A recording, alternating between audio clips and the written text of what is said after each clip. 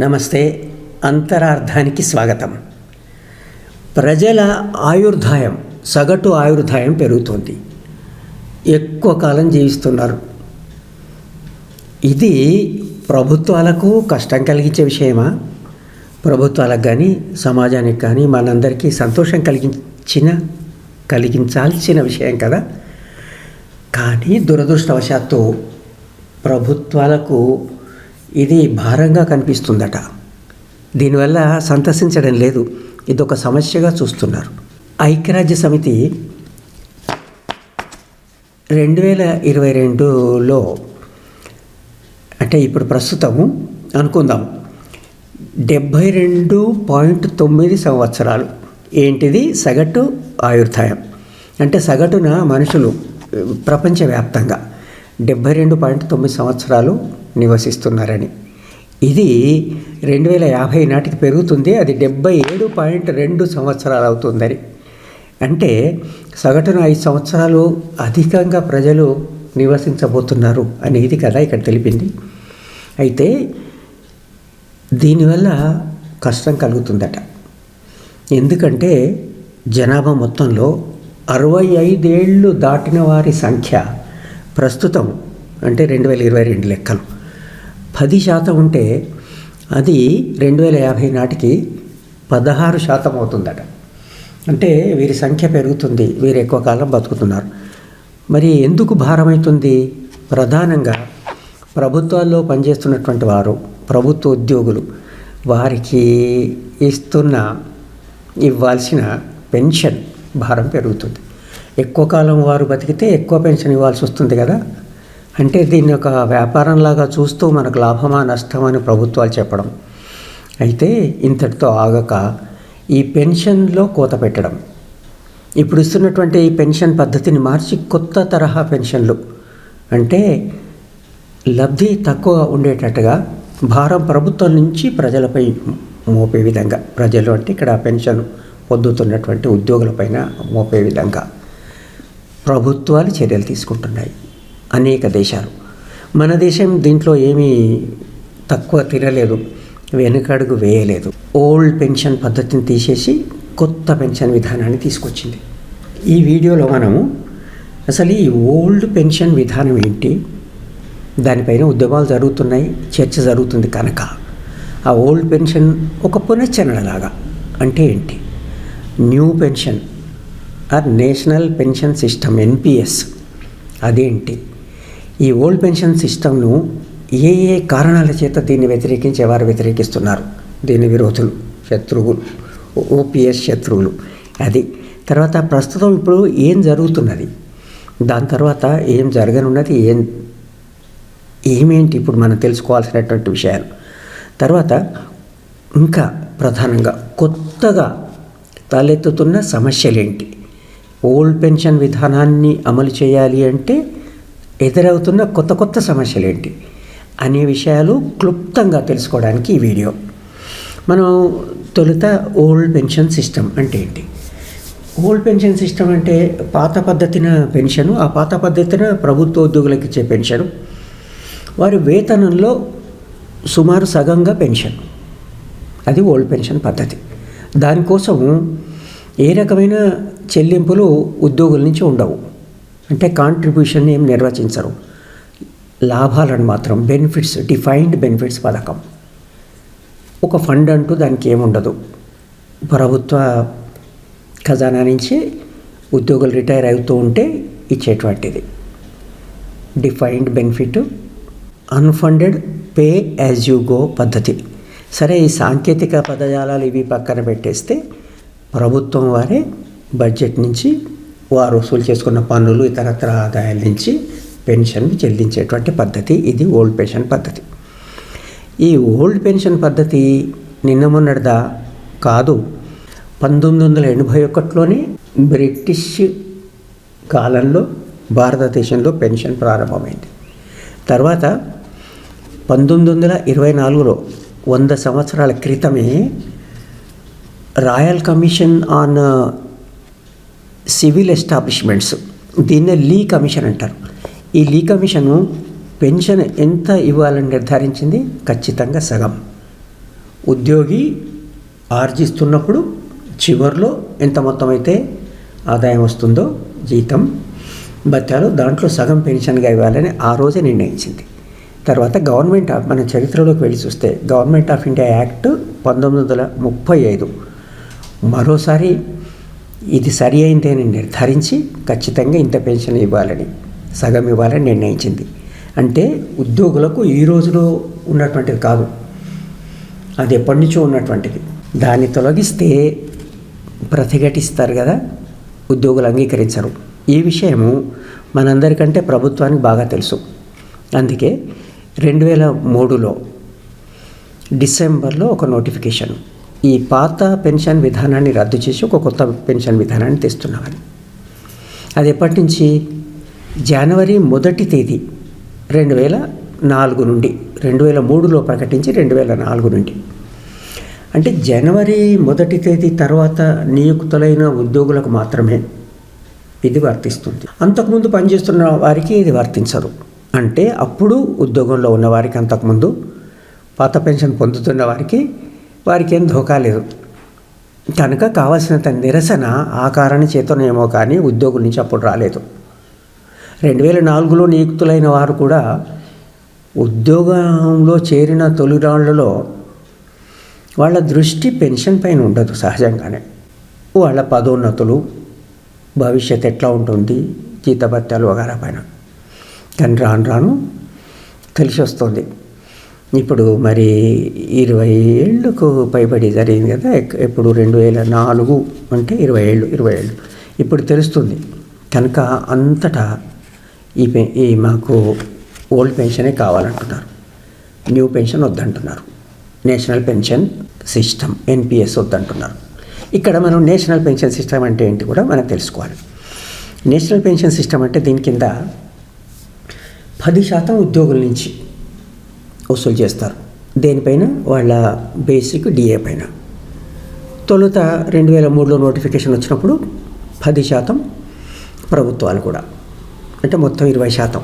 సరే, ప్రభుత్వాల 10%ని తర్వాత 14%కి 2019 నుంచి పెంచారు వాళ్ళు. ఇట్లా డిఫైన్డ్ కాంట్రిబ్యూషన్, ఇది డిఫైన్డ్ బెనిఫిట్ బదులు బెనిఫిట్ ఏమొస్తుంది అది డిఫైన్ చేయలే.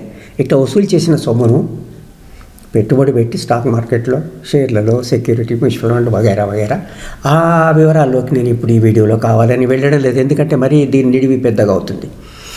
అట్లా పెట్టుబడి పెట్టి ఆ వచ్చిన సొమ్ము, అంటే మార్కెట్ ఎట్లా ఉంటే అట్లా, మార్కెట్ నుంచి లాభాలు వస్తే లాభాలు, నష్టాలు వస్తే నష్టాలు, ఏదైతేనేమి అది మొత్తము ఉద్యోగానంతరం వాళ్ళు రిటైర్ అయ్యేటప్పుడు లేదా కొన్ని నిబంధనలు లోపడి ముందుగా ఇచ్చే సందర్భాల్లో అప్పుడు వాళ్ళ సొమ్ము వాళ్ళకి ఇచ్చేస్తారు. ఎంత ఇస్తారు? 60%. మిగతా 40% లైఫ్ ఇన్సూరెన్స్ కంపెనీలో యాన్యుటీస్ కింద వాళ్ళు పెట్టుబడి పెట్టి దాని మీద నెలకు కానీ మరి పీరియాడికల్గా ఎప్పుడు ఎంత పెన్షన్ వస్తే అంత. ఇది కొత్త పెన్షన్ పథకం. అంటే వీళ్ళు కాంట్రిబ్యూషన్ చెల్లించాలి, అంతకుముందు అదేం లేదు. తర్వాత ఇంత పెన్షన్ వస్తుందని ఖచ్చితంగా అప్పుడు తెలుసు, ఇప్పుడు తెలియదు, డిఫైన్ చేయలేదు. ఎందుకు అంగీకరిస్తారు ఉద్యోగులు ఈ పరిస్థితిని? అంగీకరించలేదు. సహజంగానే మాకు ఇది వద్దు అని గొడవ పెడుతున్నారు. ఫలితంగా కేంద్రంలో బీజేపీ ఉంది, బీజేపీయేతర ప్రభుత్వాలు ఎక్కువగా వచ్చిన చోట్లల్లా ఈ పాత పెన్షన్ విధానానికే మరలుతున్నారు. ఈ పాటికే రాజస్థాన్, ఛత్తీస్గఢ్, జార్ఖండ్, పంజాబ్, హిమాచల్ ప్రదేశ్లో ఓల్డ్ పెన్షన్ సిస్టమ్.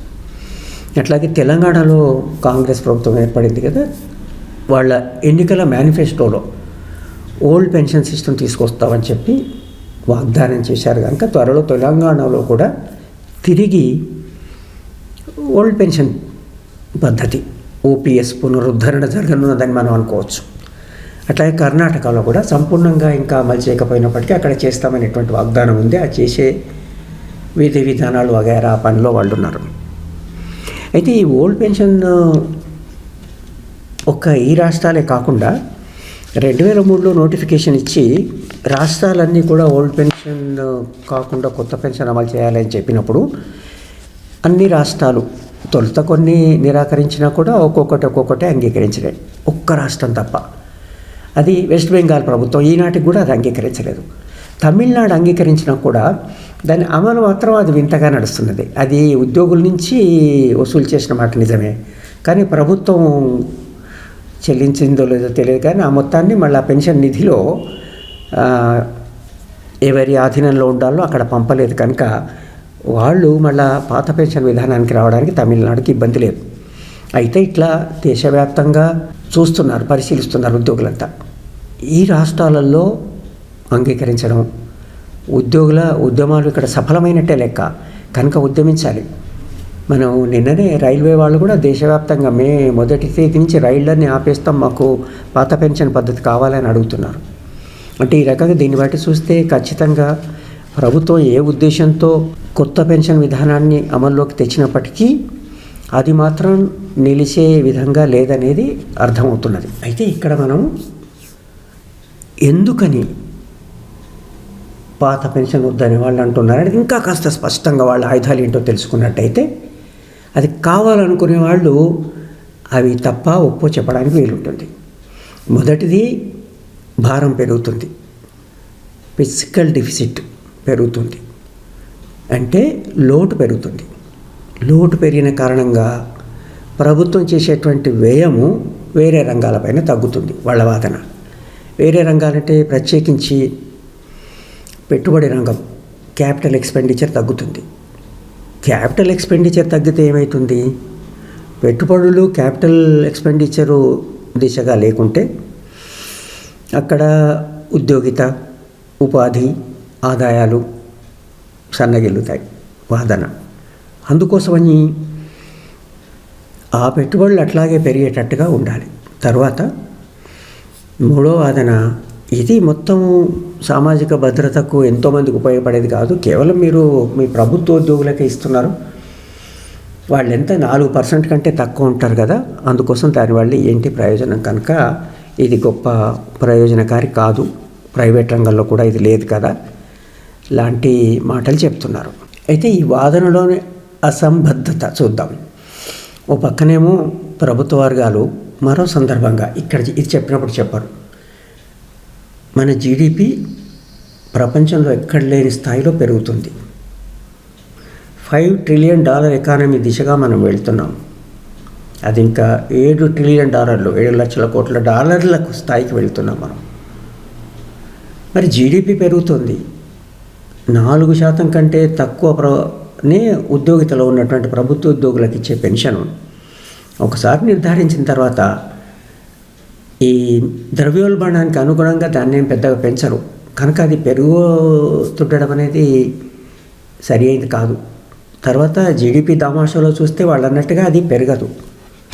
అంటే దీన్ని వ్యతిరేకించే వాళ్ళు చెప్పేది ఏంటంటే, ఇప్పుడు మీరు పాత పెన్షను ఇస్తున్నారు లబ్ధిదారులకు, ఇప్పటిదాకా కేంద్రం చెప్పిన లెక్కల ప్రకారం కేంద్ర రంగంలోనే 67.95 లక్షలు 67,95,000 మంది పెన్షన్దారులు ఉన్నారు. వాళ్ళకి ఇస్తూనే కొత్త పెన్షన్ కింద 10%, 14% ప్రభుత్వం చెల్లించాలి కదా, ఇది భారం కదా అనే వాదన. అంటే వాళ్ళు ఏమంటున్నారంటే, అది ఇప్పుడు భారంగా ఉన్నా కూడా రాను రాను ఈ పాత పెన్షనే కనుక తీసుకున్నట్టయితే దాని మీద భారం 4% పెరుగుతుందని.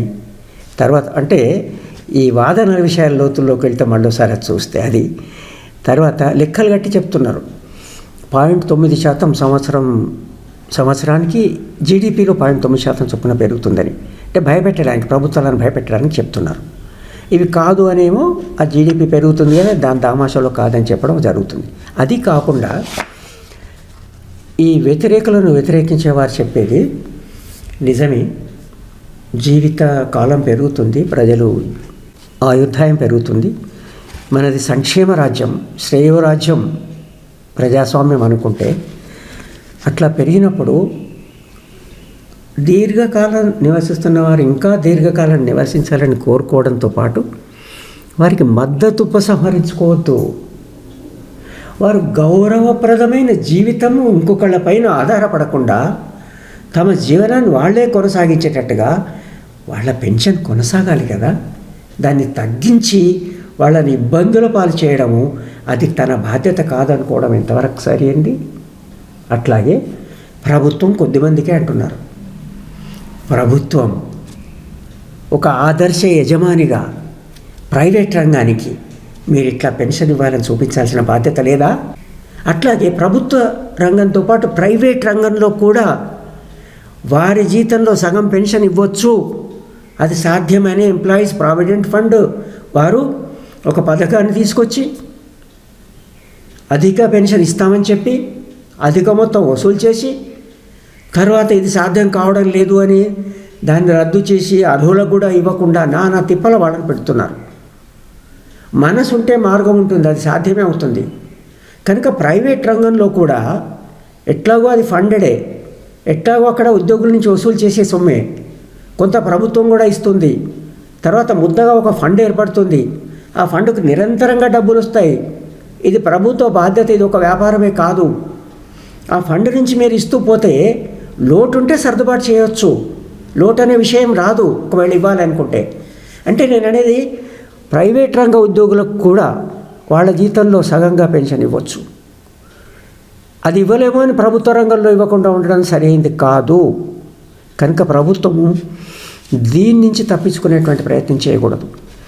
అయితే ఇప్పుడు కొన్ని రాష్ట్రాలు మనం అనుకున్నాం కదా ముందు, రాజస్థాన్, ఛత్తీస్గఢ్, హిమాచల్ ప్రదేశ్ వగైరా, వాళ్ళ నుండి ఏమైనా తిరిగి మా సొమ్ము పెన్షన్ నిధికి జమ చేసింది ఇవ్వాలని వచ్చిందని పార్లమెంట్లో ఒక ప్రశ్న వస్తే minister of state for finance Pankaj Chaudhary గారు అట్లా వాళ్ళ నుంచి వచ్చిన డిమాండ్ విషయం అవునని చెబుతూనే అది మరి తిరిగి ఇస్తున్నారా అంటే pension fund regulation and development act PFRDA 2013 ప్రకారం కానీ పెన్షన్ ఫండ్ రెగ్యులేషన్ 2015 ప్రకారం కానీ ఇతరత్ర దీనికి సంబంధించిన నిబంధనల్లో కానీ ఎక్కడ తిరిగి అట్లా ఇవ్వాలనేటువంటి వెసులుబాటు లేదు అని చెప్పారు. అంటే పరోక్షంగా అది ఇవ్వడం లేదని. అంటే రాష్ట్ర ప్రభుత్వాలు ఏవైనా ముందుకొచ్చి కర్ణాటకలో లాగా లేదా రాజస్థాన్లో లాగా, జార్ఖండ్, ఛత్తీస్గఢ్లో లాగా, హిమాచల్ ప్రదేశ్ లాగా మిగతా రాష్ట్రాలన్నీ వస్తే వాళ్ళందరికీ వాళ్ళు ఇప్పటిదాకా చెల్లించిన సొమ్ము వాపసు ఇవ్వాలి కదా. దానివల్ల వాళ్ళ భారం తగ్గుతుంది. వాళ్ళకి ఇప్పుడే మీరన్న ఫిజికల్ డెఫిసిట్ ప్రాబ్లం రాదు. ఇప్పుడే 10% అందరికీ అదనంగా ఈ పెన్షన్ నిర్వహిస్తూనే అది కట్టాల్సినటువంటి పరిస్థితి ఉండదు. అది లేకుండా దాంట్లో ప్రతిబంధకాలు, దాంట్లో ఇబ్బందులు కలిగించడం చేస్తున్నట్టు దీనివల్ల తెలుస్తుంది. అంటే కేంద్ర ప్రభుత్వానికి ఇది ఇష్టం లేదు, ఎందుకంటే కేంద్ర ప్రభుత్వమే కదా దీన్ని ప్రారంభించింది. అయితే ఇక్కడ మనము క్షుణ్ణంగా అర్థం చేసుకోవాల్సింది అది కేవలం ప్రభుత్వ ఉద్యోగులకే అని కాకుండా ఒకసారి ఇచ్చినటువంటి ఈ ప్రయోజనాన్ని ధరవలలు పెరుగుతున్న నేపథ్యంలో కుటుంబ వ్యవస్థ మారుతున్న తీరు మనకు తెలుసు. పిల్లలు ఎట్లా ఉంటున్నారు, ఉండగలుగుతున్నారు, వారికి నిరుద్యోగిత, పెద్దలు వారిపైన ఆధారపడుతూ ఉండేటువంటి ఇబ్బందులు, అదనంగా ఇచ్చేది ఆలోచించాలి. కానీ ఉన్నదాన్ని తగ్గించే పద్ధతిలో ఈ నేషనల్ పెన్షన్ సిస్టమ్ తీయడం మాత్రం ఎంత మాత్రం సరి అయింది కాదు అని నేను విశ్వసిస్తున్నాను. మీరందరూ నాతో అంగీకరిస్తారనుకుంటా. ఈ వీడియోను మీరు ఇంత ఓపికగా చూసినందుకు ధన్యవాదాలు. మీరు ఇప్పటిదాకా ఈ ఛానల్ను సబ్స్క్రైబ్ చేయకుండా ఉన్నట్టయితే దయచేసి సబ్స్క్రైబ్ చేయండి. సబ్స్క్రిప్షన్ ఉచితమే, కానీ అది నాకు అత్యంత ప్రయోజనకారిగా ఉంటుంది. ఎక్కువ మంది సబ్స్క్రైబ్ చేసి ఎక్కువ మంది మీకు నచ్చితే లైక్ అని కొట్టి మీ కామెంట్స్ కూడా ఆ కామెంట్ బాక్స్లో రాస్తే, మీ ఉద్దేశాలు, సలహాలు, సూచనలు ఇస్తే ఈ ఛానల్ విస్తృతి చెందితే ఎక్కువ మందికి విషయాలు తెలుస్తాయి. దానికి మీరు దోహదపడిన వారవుతారు. ధన్యవాదాలు.